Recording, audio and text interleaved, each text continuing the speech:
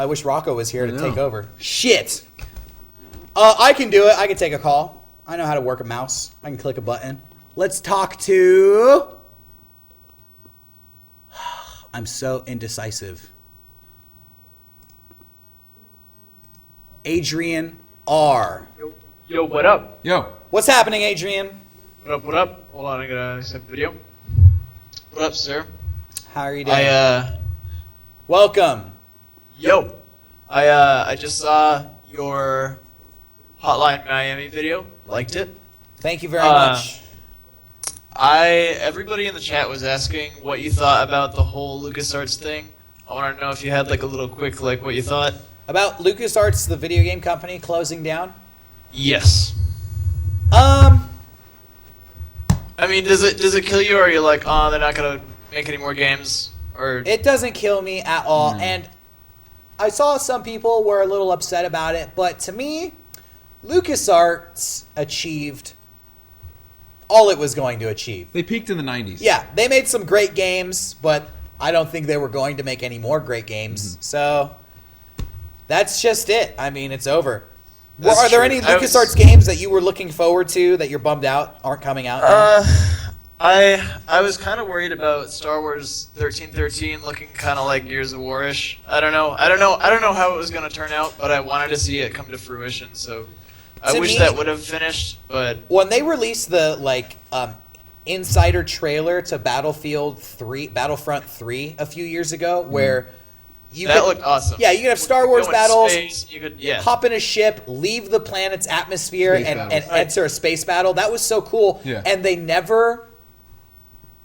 They never delivered that. They never put that out. So to me, any other project they were working on was a waste of time. Yeah, I still that is the biggest to me. Yeah, you had a nation of people drooling over LucasArts died the moment they announced that game wasn't coming out. I stopped caring about any project they were making. Personally. I wanted to ask Rocco, what was your airline that you were flying to Boston on? Do you remember? Do you remember what your airline was? No. Why? Oh. Is there a certain airline with bad toilets? With bad food. Because I was flying back from Japan via Delta, and I got food poisoning from them. It was not Delta. It was not Delta. Okay. It was not Delta. And that was a horrible time. Airplane food sucks. Actually, the airline that we did fly with, we flew cross country, and they sold us boxes of cheese and crackers. They sold us cheese and crackers for like $13. So. It was like a 15-hour flight, and I was starving, but they were like, yeah, we'll have smoked salmon or something like that, and I looked at it, and I knew it was bad, but I was like, I'm so hungry, I'll do it anyway, and I never again. Magna Snacks is saying Virgin is supposed to be good. Virgin's great. Virgin is such a great airline. Every time we fly with them, it rules. The question that I did want to ask you guys, you guys are always doing skits and stuff in LA, right? You're in LA? No, we're in San Diego. Oh, sorry. But I always wonder, do you have to cut out a ton of material? Because you guys have been doing videos for so long. I feel like people must know you by now. Like, some people must have to expect that you guys are going to be doing these things, right, or no? Every once in a while.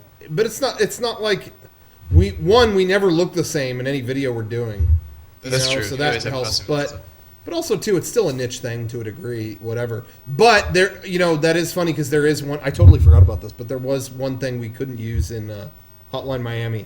We Sean and I pretended to be corpses like we did in that last part. We did it in a certain fast food place, and a guy behind the counter went, "Oh, these guys, yeah. Hey guys, Mega64 are doing another thing here." Oh yeah. I never. And then the manager came out. Yeah, I never been on their website. And then he looked at us, and I don't care to, and walked away. But it's like that was really funny, but like that wasn't like good for the video, you know. Right.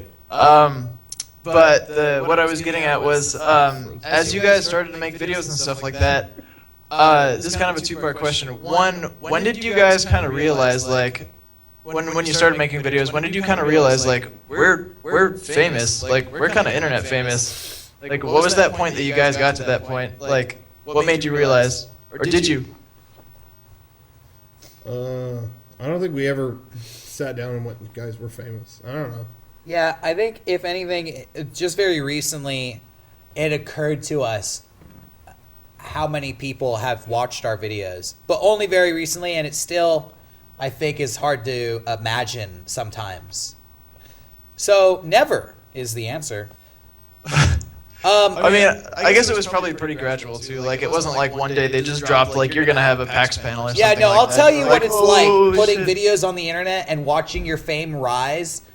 Over a certain amount of time, you'll reach a point where people will stop you in a bathroom to talk to Yeah. you, and that is definitely when you realize, like, You're trying to take a shit. Leave We're me alone. recognizable to the point where somebody will talk to us in a bathroom. They won't. They're excited enough to just stop us in like the room where shits take place. That was definitely like, whoa, we've hit a new level of fame.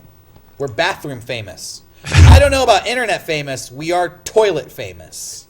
Did you ever have a moment like that, Kevin? No. Oh, sorry. Have you ever been like stopped somewhere? I never. Every asked once you in a about while. I was at Target in Oklahoma. this. Oh, Wow. really? That's cool. Actually, the most famous I've ever felt was we did an Aquabats commercial, Handy Gel. It's in episode 1 of the Aquabats. Check it out on Netflix. We filmed a second commercial, and one of the kids who was an actor in that came up to me, and he's like, "You're the dude from Handy Gel." And to have a little kid like point at you and say like, "I remember you from TV," that was really cool. Yeah. But ironically, that wasn't really a Mega64 thing, so Yeah. it was for the Aquabats. I think that's in the So- second episode. I think it was Alright. supposed to be in the Could first be in one. episode 2. I think so. I don't remember though, to be honest.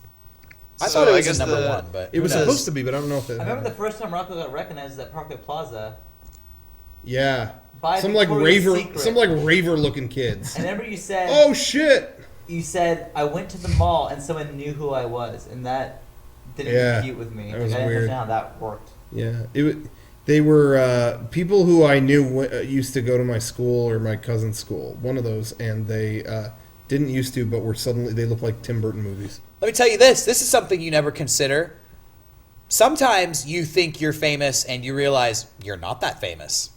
Like when I was riding my bike around San Diego and I saw somebody wearing a Mega64 shirt and I said, "That shirt sucks." Thinking they would Yeah. recognize me and think it Yeah. was really funny. They had no idea who I was. Yeah, that happened. Same thing happened to me at that sushi Oh, restaurant. that Yeah, was and bad. that happens a couple of times and you just put it in your brain like, don't assume people know who you are because you'll look like an asshole.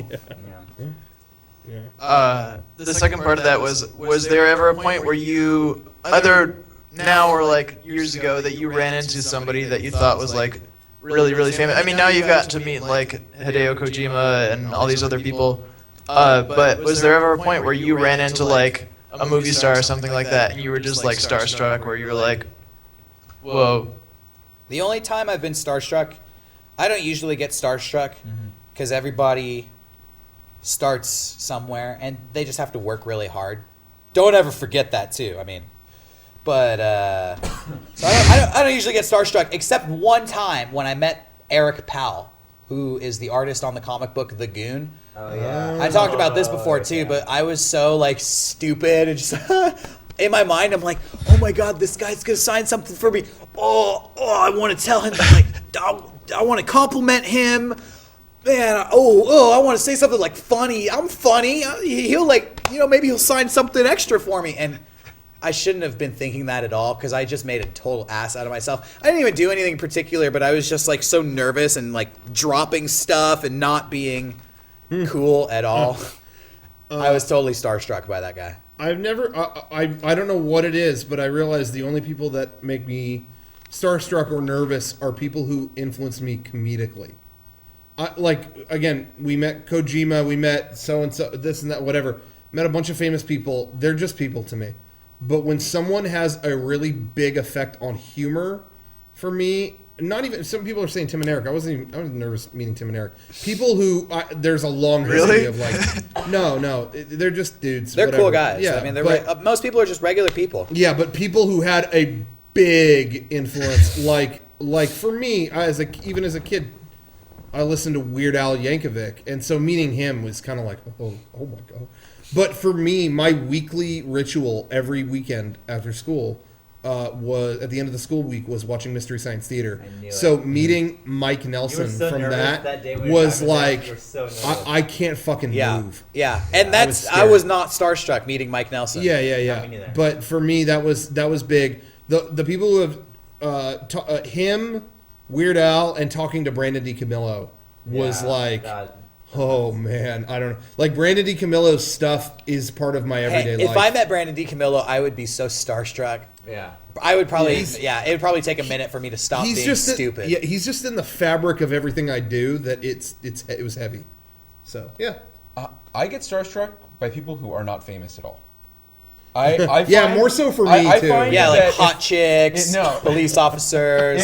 If I ever met like Spilly Chili or Raymond 14, Yeah, Raymond, I wouldn't know what to do. I wouldn't know what to do. I would be like, Spilly wait, you are Spilly Chili Hey, or Raymond 14. I wouldn't. Hey, I would Yeah. seriously. Hey, I'd be the same way. Yeah. If I met Raymond, Roby's another one. I think it's anybody that created something that you have a lot of personal experiences Yeah. with. And for me, it's like, yeah, I played Metal Gear Solid, but like I can't meet Solid Snake. Yeah. Maybe I'd be starstruck if I could actually meet Solid Snake, but I was never experiencing that thinking of, Kojima or whatever. So when I met him, it's like, oh, you made that? Wow, your work was really good. I really liked it, but it wasn't like, oh my God. But yeah, Raymond, I've talked to all you guys about Yeah. that. We filmed parody videos to ever Yeah. like, Raymond, you might be watching.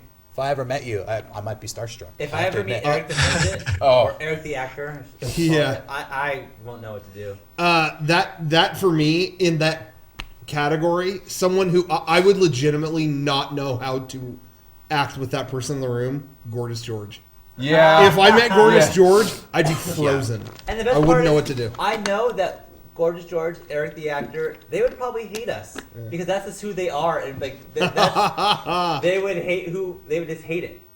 So But I wish I could No, work I with think him. I think I could talk to Eric, the actor, and make him like me. maybe I've never talked to or met Tom Green, but I will say that I got nervous even just watching. It's off YouTube, and that is like such a Yeah. shame to me. I'm so bummed, but there was a clip on YouTube of him talking about watching Mega 64 and how much he enjoyed it. That I couldn't take that. I was like standing up watching that. No. Again, such a big I did the influence. same thing watching Brandon DiCamillo do when you showed me him doing the Madden Rap thing before, Yeah. whatever. Yeah. It wasn't even edited. It was just him doing a lick rapping whatever as the Madden thing. I was just like, I feel like I don't just I can't be here. Like I Yeah. can't handle this. It was weird. This is too much for me. Yeah. Like, I can't be involved in this because it's too heavy Yeah. right now. It was crazy. Very crazy. And Keanu Reeves. I met him, obviously. Very special. Did you ask him if he knew Kung Fu? Did I ask him what? Did you ask him if he knew Kung Fu? I did not. No, because I would be that asshole. I couldn't be that guy. Missed opportunity. Yeah, I guess so. I was in New York City and I was trying to go to see the Colbert Report, Oh, that's cool. and I was an avid fan, and I still am of the Colbert Report, and I was like, and I used to live in upstate New York. I live out in the Midwest now, but I didn't ever go to the city, and I was just taking a trip down there, and I was like, I have to go see this while I'm there. But I didn't have tickets or whatever, but I heard that there was a stand in line. So me and my girlfriend went to the stand in line, and we showed up like 7 hours early. Like it was like in the morning, like the early morning, and we just sat there for hours waiting, thinking like, okay, we'll be the first in line, so we'll get in the stand, and we'll get to see him or whatever.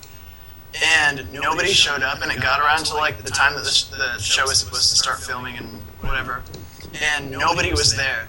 And all these people started flooding into the stand in line. There was like 50 people like lined up down the street, and we were all like, what's going on? Like, no one's here at all.